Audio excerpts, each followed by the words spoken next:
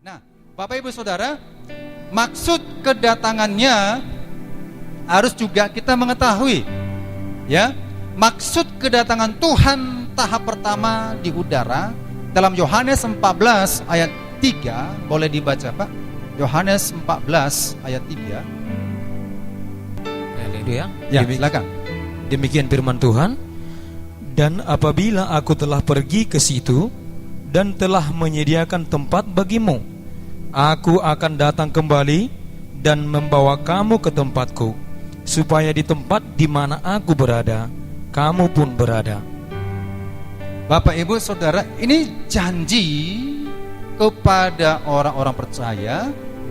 Apabila aku telah pergi, Yesus sudah pergi ke surga dan telah menyediakan tempat bagimu, aku akan datang kembali dan membawa kamu ke tempatku, supaya di tempat di mana aku berada, kamu pun juga berada. Janji ini mari sama-sama kita imani, kita pegang dengan sangat teguh, jangan goyah. Saya katakan jangan goyah adalah kadangkala kita digoyahkan begini, ya. Aku nggak punya rumah, aku carilah rumah.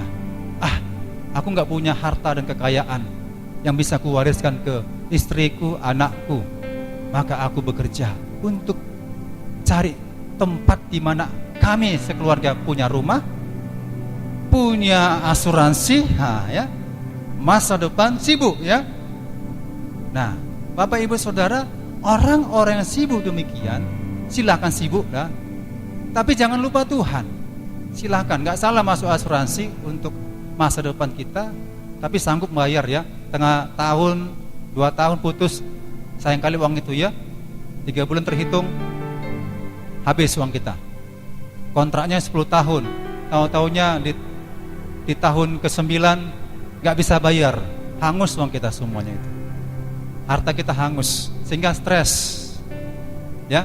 Rumah yang mewah terbakar, stres. Kendaraan kita ketabrakan, stres.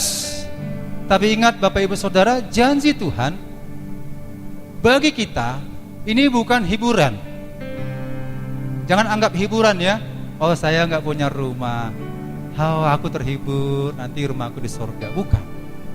Lebih daripada hiburan maksud saya. Lebih daripada hiburan adalah lebih menguatkan, meneguhkan kita. Situasi apapun tidak mempengaruhi hidup kita, dan kita percaya setiap pribadi kita, nggak satu keluarga, setiap pribadi kita punya rumah di surga.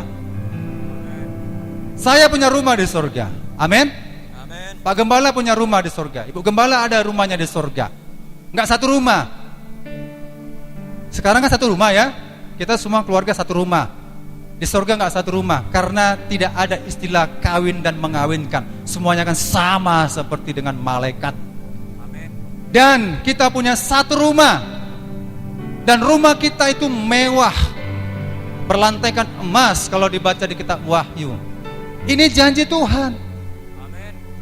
Jadi kalaupun, ya, saya masih ngontrak, belum punya rumah, sabar gitu, ya, sabar. Tuhan mau datang. Karena rasanya begitu. Saya cari KPR yang murah. KPR subsidi Pak Jokowi. Dapat brosur, saya mencirim DP 2 juta tanpa akad kredit, kasih DP 2 juta, dapat kunci rumah baru, angsurannya hanya 900.000, sesuai dengan kontraknya berapa, entah 15, entah 20. Udah? Nah, saya pikir saya bisa, sesuai pendapatan, bisalah menyisihkan, bisalah. Dah, pergi ke semen cirim, ya, lihat lokasi. Wah, tinggal pilih, Pak, Bapak mau pilih mana? Persimpangan ini, ya, kompromi sama istri.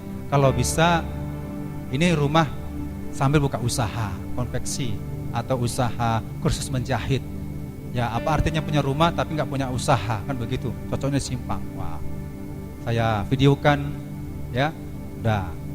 Kemudian tanya jawab, tanya, kemudian tanya.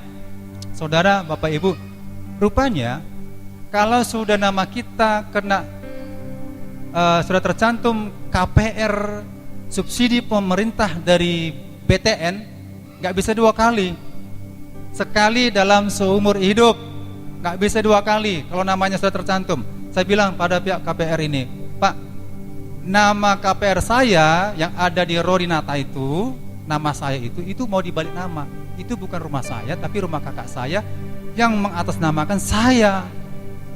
Oh, sama juga, Pak. Nggak bisa.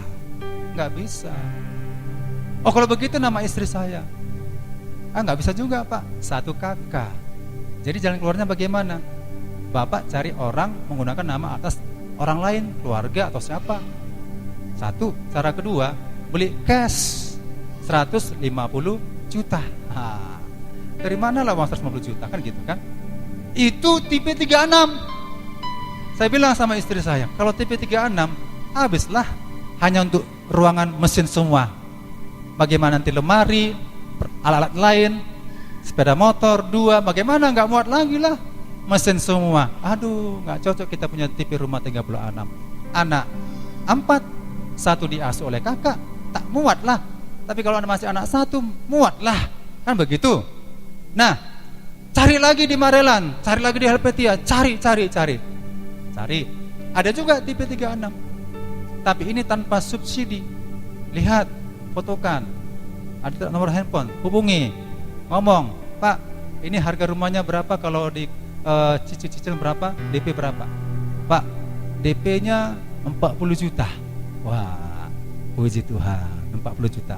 Angsurannya berapa, Pak? Angsurannya 2 juta. Bervariasi, 2.500.000. Paling murah pun 1.900.000, 1.800.000. Wah, itu masih di pinggir-pinggir Marelan. Bagaimana yang di kota-kota, gitu ya? Nah, ini saudara, ya, yang saya maksudkan ilustrasi ini, saudara, mencari rumah begini saja era sekarang, wah, sulit sekali ya. Akhirnya saya fokuslah sama Tuhan. Kalau ini saya fokus, saya bisa tambah botak aja ini, kan gitu, MBA.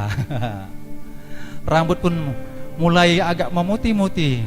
Kalau nggak dicat putih semua ini, saudara. Karena banyak yang dipikirkan, rontok, banyak yang dikerjakan, putih, ya wajarlah, usia sudah 48 tahun.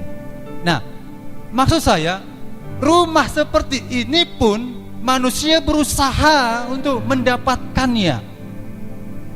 Jadi kekuatan iman muncul mengatakan tidak perlu khawatir. Amen. Tidak perlu khawatir, itu sementara semuanya. Haleluya. Apa yang dicari orang itu sementara. Tapi ayat ini mengatakan tadi, Yohanes 14 ayat 2-3 ini meneguhkan ada rumah yang abadi kekal selama-lamanya. Amin. Haleluya. Nah, itulah rumah kita. Ya. Ya, kita bukan berarti gini, era-era Pentakosta dulu begini ya. Kita cinta Tuhan, Tuhan mau datang. Ya, enggak peduli kerja, enggak peduli belajar. Ya, jadi banyak generasi Pentakosta dulu bodoh-bodoh, ya, nggak pintar, bodoh-bodoh saya bilang. Orang-orang yang nggak cinta Tuhan pintar-pintar intelek, karena dia berpikir, kujual sawahku, kujual hartaku, kujual rumahku. Ngapain kita nabung-nabung ke bank? Maka ngapain kita asuransi? Toh Tuhan mau datang, nanti disimpan di bank, Tuhan datang, habislah itu. Asuransi, habislah itu. Mendingan apa adanya saja. Saudara, itu pemahaman yang salah. Berjaga-jaga itu adalah bekerja sambil juga kita berdoa. Amin. Ini berdoa, gak perlu cari duit.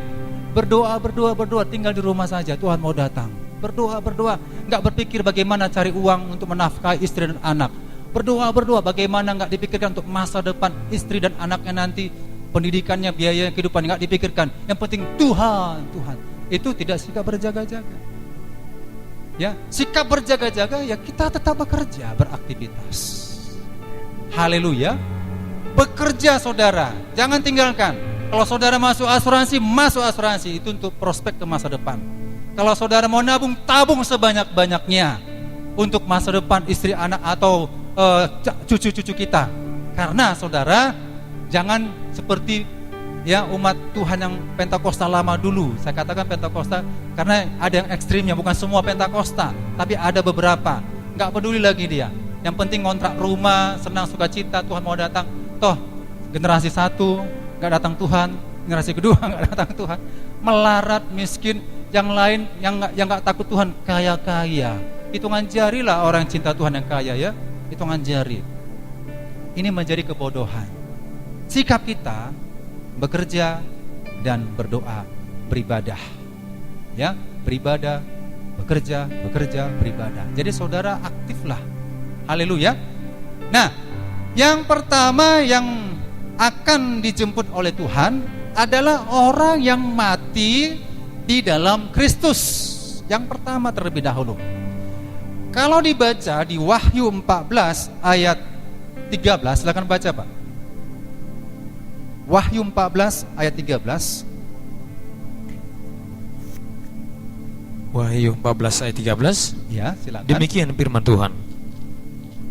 Dan aku mendengar suara dari surga berkata, tuliskanlah, berbahagialah orang-orang mati yang mati dalam Tuhan sejak sekarang ini. Sungguh, kata Roh, supaya mereka boleh beristirahat dari jerih lelah mereka, karena segala perbuatan mereka menyertai mereka. Nah, Bapak Ibu Saudara, yang pertama yang diangkat adalah orang yang mati dalam Tuhan. Saudara garis bawahi orang-orang mati yang mati dalam Tuhan. Pertanyaannya adalah, orang yang mati dalam Tuhan ini di mana sekarang, kan gitu ya? Sama-sama di Hades, tapi kita bukan maksudnya di Hades yang sengsara, tetapi di tempat yang nyaman yang disebut Firdaus. Jadi orang yang mati dalam Tuhan sementara ditempatkan di Firdaus, bukan di Hades, alam maut. Alam maut itu tempat yang tersiksa panas. Lazarus ya, perumpamaan Lazarus di tempat yang Firdaus, orang kaya tempat yang alam maut, itu contohnya. Jadi Tuhan menempatkan orang yang mati di Firdaus, tapi ingat, dalam Tuhan. Perlu digarisbawahi, dalam Tuhan. Bukan mati dalam Kristen. Kuburan banyak salib ya, kuburan Kristen salib semua, ciri khas salib. Sampai-sampai Bapak Ibu Saudara-saudara, binatang kesayangan pun juga dibikin salib. Di rumah ada peliharaan kucing, lahir 3, mati satu persatu. Tahulah anak kami nih kan, ya namanya anak-anak ya, si Willy, si Kevin, si Angel, main-main, matilah satu kucing. Dikuburlah kucing itu di dekat pohon mangga, dibikin salib. Namanya main anak-anak ya, mati lagi yang kedua, dikubur lagi, dibikin lagi salib. Bapak Ibu Saudara, mati dalam agama Kristen dia. Nah, maksud saya boleh-boleh saja orang yang KTP-nya Kristen mati dalam Kristen,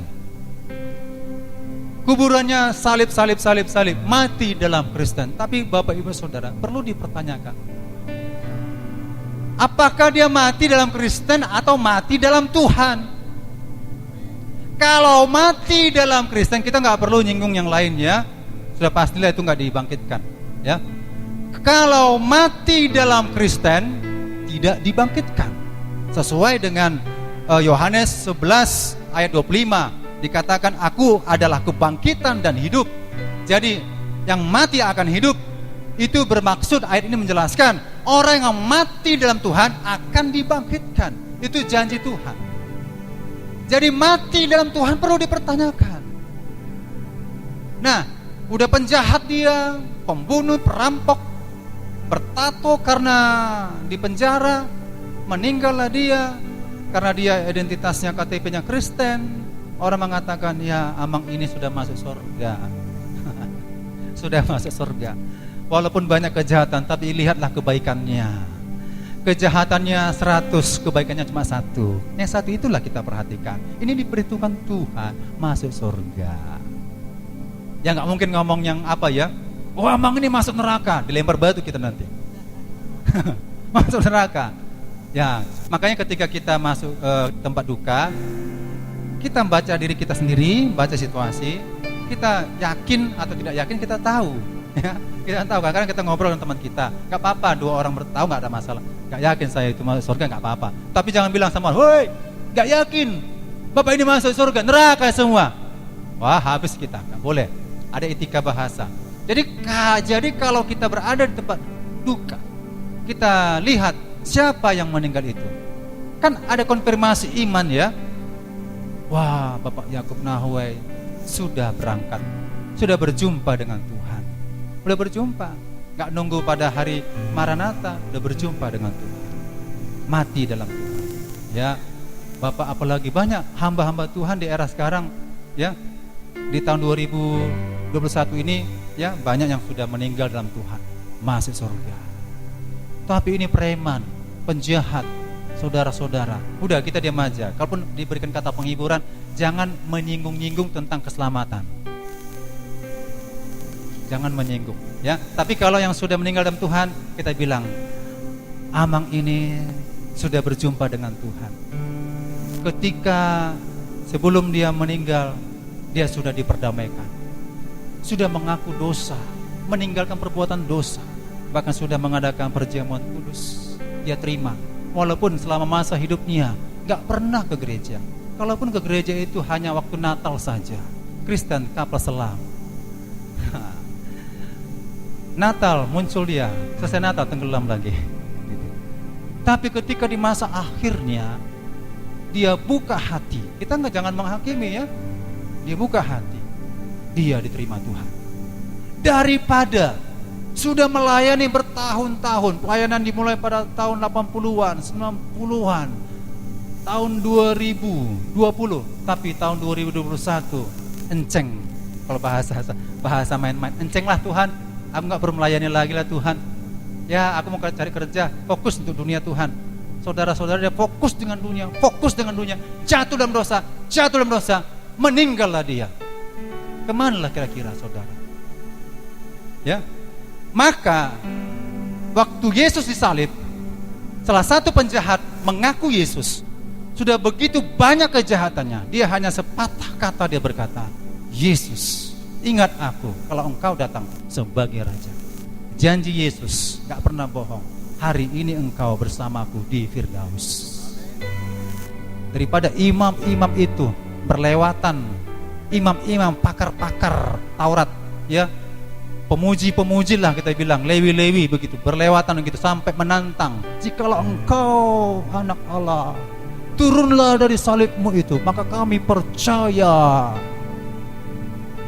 Dia lebih percaya, dia nggak gitu yakin firman Tuhan, nubuatan yang ada itu, tapi dia mau lihat kalau engkau anak Allah, ditantangnya lagi. Tapi bagi kita iman.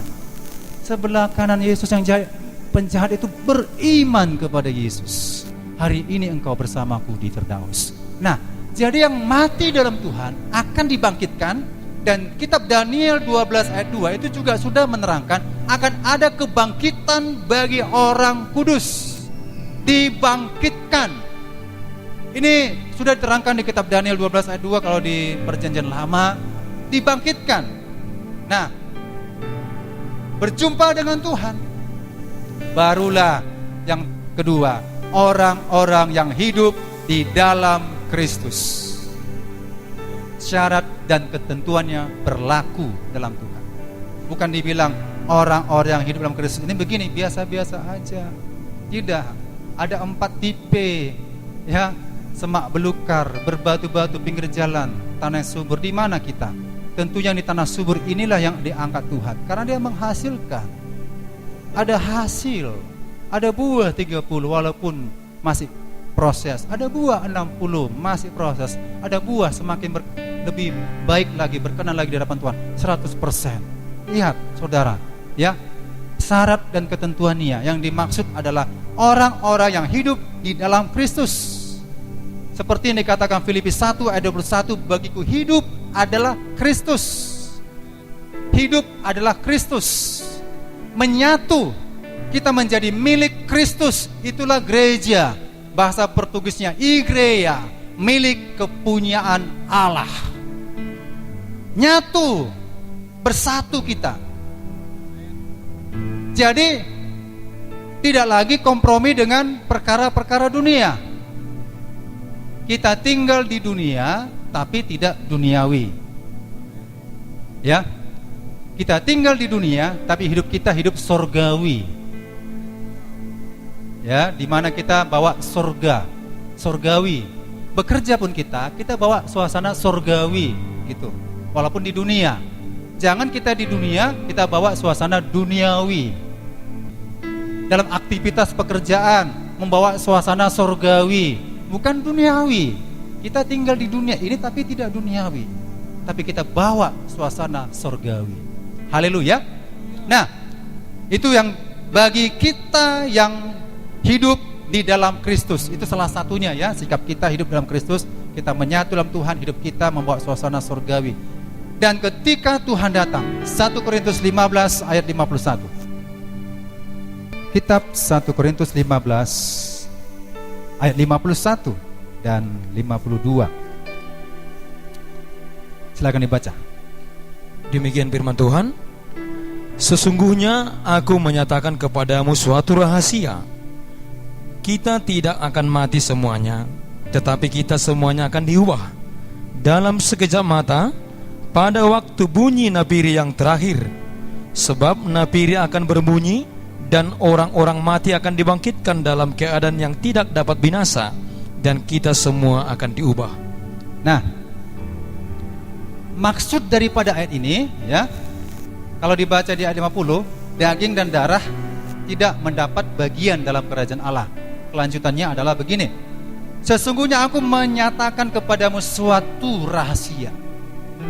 Suatu rahasia yang tidak dipahami dan tidak dimengerti oleh orang yang tidak percaya.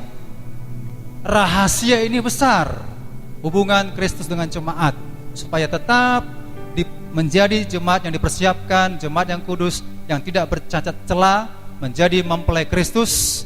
Suatu rahasia. Jadi rahasia ini sudah kita ketahui. Kalau sudah kita ketahui rahasianya, Bapak Ibu Saudara, maka sikap kita pun berhati-hati, berjaga-jaga. Apa rahasianya? Dikatakan rahasianya adalah kita tidak akan mati semuanya.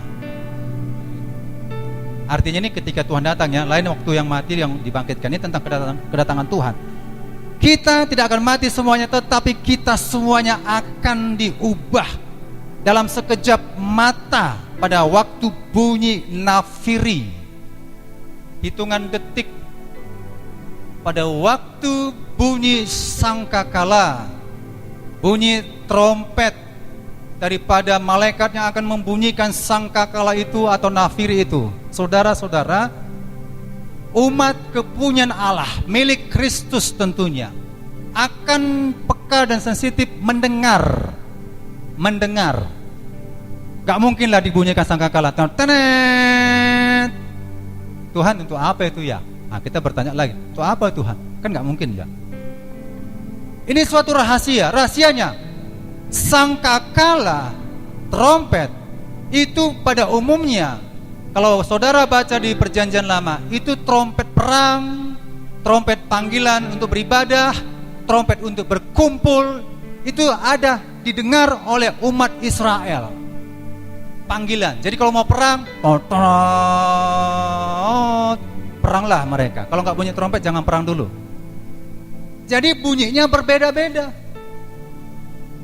Nah, tentunya telinga orang yang percaya yang dipersiapkan menyambut kedatangan Yesus yang kedua kali ini mendengar.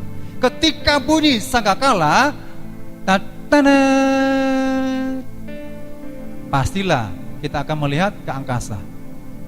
Hah? Cus, hilang. Haleluya. Lagi tidur, cus, hilang. Apanya hilang? Orangnya hilang. Tapi apa yang dikenakannya tertinggal.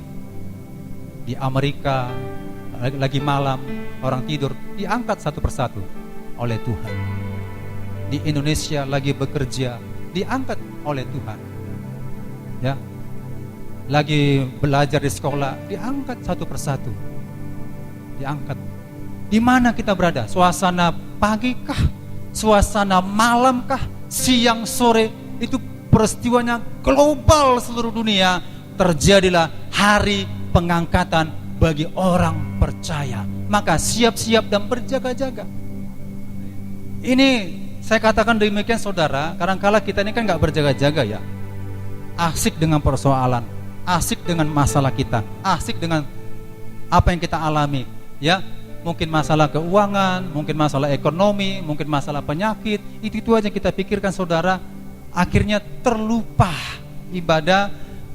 Ketika Tuhan datang, bagaimana? Apakah ini diangkat Tuhan atau tidak? Karena yang berhubungan dengan Tuhan itu akan diangkat. Magnet, seperti magnet dengan paku, diangkat besi ya, diangkat. Jadi harus sama dia, diangkat. Kalau plastiknya, kalau kertas daun tidak diangkat, Kristen daun, Kristen kain nggak diangkat, tapi Kristen besi diangkat oleh magnet, itu diangkat oleh Tuhan pada bunyi sangkakala, dan sekejap mata kita diubah. Punya mata palsu, mata palsunya tertinggal. Punya gigi palsu, gigi palsunya tinggal. Jantungnya sudah ada cincin 1, cincin 2, cincinnya tinggal. Teng. Karena yang diangkat Tuhan adalah tubuh utuh kita yang original. Kalau memang cacatnya tubuh kita nggak punya tangan saudara, ya, tangan palsu tempel, tangan palsu tinggal. Tapi sekejap mata kita diubah, utuh semuanya. Nggak mungkin nggak ada punya tangan. Anak kecil diubah Tuhan, nggak mungkin anak-anak terus, dia dalam bentuk dewasa diangkat Tuhan. Nggak mungkin lah anak saya Serti diangkat Tuhan, jumpa Serti masih kecil, ya masih 6 tahun, nggak mungkin. Pada hari Maranatha semuanya disempurnakan. Haleluya. Nah, dengan sekejap mata dan mengenakan baju yang cukup mewah sekali. Tidak ada ditemukan di dunia ini yang dikenakan baju kita, yaitu jubah kemuliaan. Jubah inilah yang masuk dalam pesta pernikahan anak domba. Wahyu 19 ayat 6 sampai 9 itu menjelaskan jubah inilah yang kita pakai. Dan Wahyu 19 ayat 8, apakah jubah itu? Jubah putih yang berkilau-kilauan, yang bersinar. Jubah apa yaitu? Itulah jubah daripada hasil daripada perbuatan orang-orang kudus. Jadi untuk masuk tahap selanjutnya, ya, maksud kedatangan Tuhan karena waktu, ya, untuk menghakimi dan memberi pahala. Jadi berhubungan dengan perbuatan. Perbuatan kita akan diadili di pengadilan Kristus. Bukan dosa-dosa kita dihakimi, tetapi perbuatan-perbuatan kita akan dihakimi. Seperti contohnya, ya, seorang tuan memberikan talenta 5, 3, 2, 1 atau seberapa aja. Yang satu tidak dipertanggungjawabkan. Ini dituntut Tuhan dan ini tidak masuk dalam kerajaan Allah. Tapi yang 2 dikembangkan 3, 3 dikembangkan 6, 6 dikembangkan sampai maksimal sekali. Inilah yang dikatakan, hai hambaku yang setia, masuklah dalam kesukaan yang besar.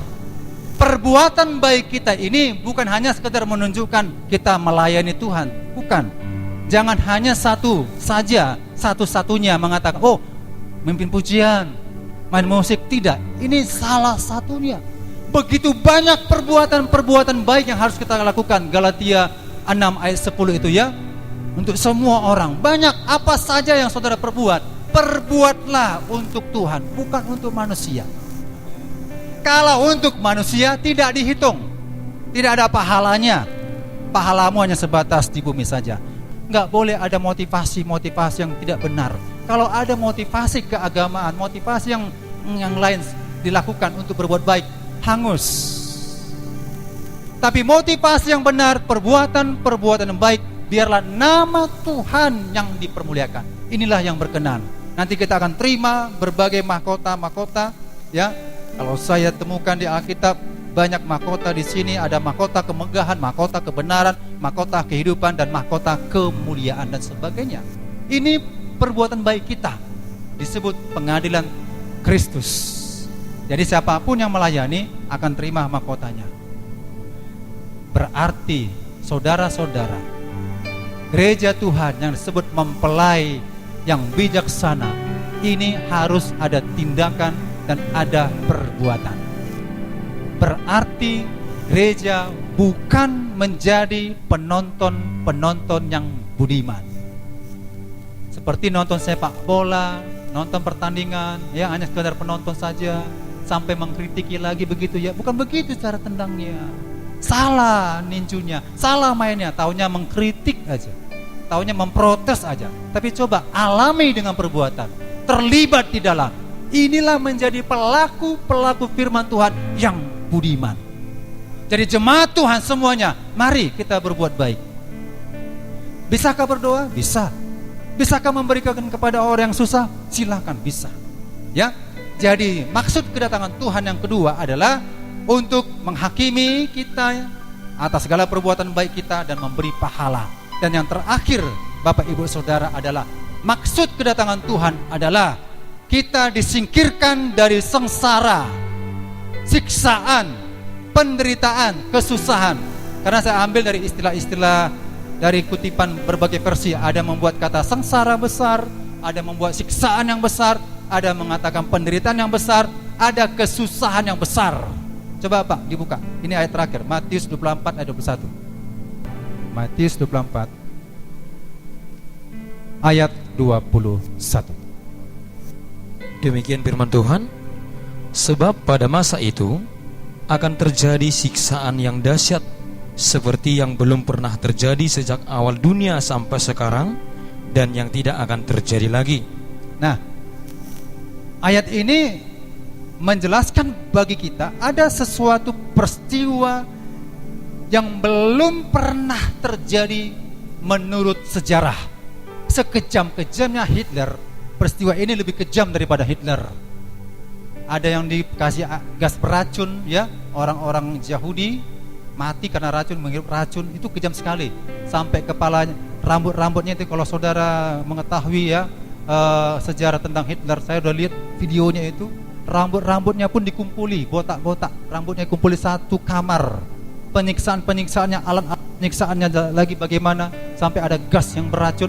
Saudara, itu memang dahsyat sekali siksaannya. Tetapi ayat ini mengatakan, sebab pada masa itu akan terjadi siksaan yang dahsyat seperti yang belum pernah terjadi sejak awal dunia sampai sekarang, dan yang tidak akan terjadi lagi. Rupanya ini kesusahan besar yang sangat luar biasa, penyiksaan yang sangat luar biasa. Tapi ini menyatakan penyiksaan yang cukup besar, cukup dahsyat sekali. Ya, berapa lama ini? 3,5 tahun. Kalau saudara baca kitab Daniel 7 ayat 25, itu sudah dinubuatkan orang-orang yang tertinggal itu akan disiksa 1 masa, 2 masa, setengah masa, sama dengan 1260 hari, sama dengan 42 hari, sama dengan 3,5 tahun. Mengalami penyiksaan yang sungguh luar biasa dahsyat. Nah, Tuhan datang, maka kita diangkat, kita tidak mengalaminya. Saudara bisa catat ayatnya itu, di mana janji Tuhan itu? Di 1 Tesalonika 5 ayat 9 dikatakan, kita tidak ditimpa murka. Di Daniel 12 ayat 1 juga, ya, tetapi pada waktu itu bangsamu akan terluput. Di 1 Tesalonika 1 ayat 10 mengatakan juga, Yesus yang menyelamatkan kita dari murka yang akan datang. Dan di Wahyu 3 ayat 10 juga mengatakan, aku pun akan melindungi engkau dari hari pencobaan. Jadi Maranatha datang mengangkat kita, menyingkirkan kita dari masa kesukaran yang besar yang disebut zaman antikristus. Haleluya. Sudah dekatkah itu? Sudah. Kenapa bilang sudah dekat? Segala perlengkapan peralatan semuanya kalau diselidiki satu persatu sudah. Makanya saudara tanda itu, tanda zaman. Ting, ting, ting, ting. Salah satu sudah. Tinggal identitas siapa pemimpin antikris ini masih spekulasi, belum dapat. Tinggal harinya. Maka kita, pesan Alkitab tadi yang sudah kita baca, mari kita berjaga-jaga menyambut kedatangan Tuhan. Ya, menjadi mempelai yang bijaksana. Gereja yang bijaksana inilah yang diangkat Tuhan, yang siap sedia menyambut kedatangan Tuhan. Jangan lengah, jangan santai, aktifkan hidup saudara, jangan pasif tapi aktif, jangan pesimis tapi optimis. Ya, jangan menyerah, jangan putus asa, dan jangan sekali-kali menyalahkan Tuhan. Kalau orang yang menyalahkan Tuhan tertinggal. Mana sih Tuhan? Gak ada Tuhan. Aku begini-begini saja Tuhan. Itu sudah menyalahkan Tuhan. Sama dengan bersungut-sungut seperti bangsa Israel. Mana si Musa? Kami tetap begini. Orang-orang yang bersungut-sungut akan tewas di padang gurun. Orang-orang yang bersungut akan tertinggal pada hari kedatangan Tuhan. Mari kita belajar selalu mengucap syukur dalam segala hal. Amin. Apapun keadaan kita, situasi kita, tetap kita punya prinsip, saya berjaga-jaga. Demikian firman Tuhan. Tuhan Yesus memberkati. Mari kita akan menyembah Tuhan.